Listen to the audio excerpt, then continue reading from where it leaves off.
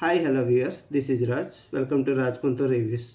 టాపిక్లోకి వచ్చినట్లయితే big boss ఎక్కడ చూసినా బిగ్ బాస్ పరమ వర్స్ట్ క్యాండిడేట్స్ని అయితే ఈ సీజన్ తీసుకొచ్చారని చెప్పుకోవచ్చు.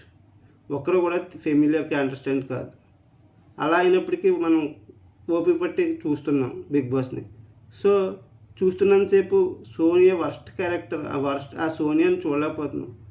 ఆమె ప్రతి విషయాన్ని ఒక డ్రాగ్ చేస్తుంది. ప్రతి విషయంలో నేను ఉన్నానంటది, ప్రతి దాంట్లో నేనే ఉన్నానంటది, నేను ఆడపుల్లంటది. నిఖిల్ని వాళ్ళతో వీళ్ళతో ముద్దులు హగ్గులో పెడుతుంది. నిఖిల్ అసలు శక్తి క్లాన్కి చీఫ్ ఎవరు, నిఖిలా సోనియానా? నాకైతే సోనియాని అనిపిస్తుంది, మరి మీకు ఎలా అనిపిస్తుందో తెలియదు. నిఖిల్ సోనియా డెసిషన్ లేకపోతే సొంత డెసిషన్ తీసుకోలేడా? ప్రతి విషయానికి నిఖిల్ సోనియాపై ఆధారపడుతున్నాడు. ఏ చిన్న విషయం అయినా సరే సోనియా డెసిషన్ లేకుండా చేయడు. గేమ్లో వెళ్ళాలన్నా సోనియా, గేమ్లోంచి ఒకరిని తీసేయాలన్నా సోనియా.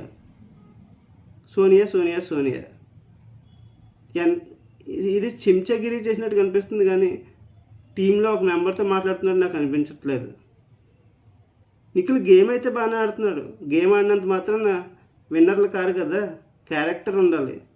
ఒక డెసిషన్ సొంతంగా తీసుకోలేనప్పుడు ఇంకా చీఫ్ అయితే ఏంటి, విన్నర్ అయితే ఏంటి? సొంతంగా డెసిషన్ తీసుకున్నవాడే విన్నర్ నా విషయంలో అయితే. ఇప్పుడు మీరు ఫస్ట్ గేమ్ ఓడిపోయినప్పుడు మీకు వీక్ క్యాండిడేట్లా మణికంఠ అనిపించాడు. సో మీరు అంతా మణికంఠపై ఓటేశారు. ఓటేసినప్పటికీ కూడా మణికంఠ నేనే సోలోగా సాక్రిఫైస్ చేసి వెళ్ళిపోతానని వెళ్ళిపోయాడు ఆట నుంచి. అలాంటప్పుడు మీరు మరి థర్డ్ గేమ్ గెలిచిన కాంతారా టీంలో నబీల్ని ఎందుకు అవుట్ చేశారు? ఇప్పుడు మణికంఠని వీక్ కంటెస్టెంట్ అనే కదా మీరు అవుట్ చేశారు. అలాంటప్పుడు నబీల్ని కాకుండా వేరే వీక్ కంటెస్టెంట్ని అవుట్ చేయొచ్చు కదా. నబీల్ని ఎందుకు అవుట్ చేశారు? ఇది కరెక్ట్ కాదని నా అభిప్రాయం. ఏదేమైనప్పటికీ జరిగిపోయింది అయితే జరిగిపోయింది. నిఖిల్ అయితే విన్నర్ అవ్వడానికి అసలు క్వాలిటీస్ లేవని నేను చెప్తున్నాను.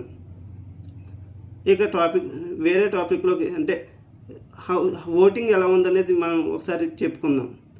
మొదటిగా 33%తో ఫస్ట్ ప్లేస్లో ఉన్నాడు నబీల్, సోనియా పుణ్యమా అని. సోనియాతో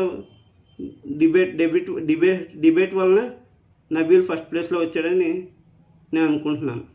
సెకండ్ ప్లేస్లో మణికంఠ 18%తో ఓటింగ్తో ఉన్నాడు. థర్డ్ ప్లేస్లో ప్రేరణ 17 to 18% ఓటింగ్తో ఉంది.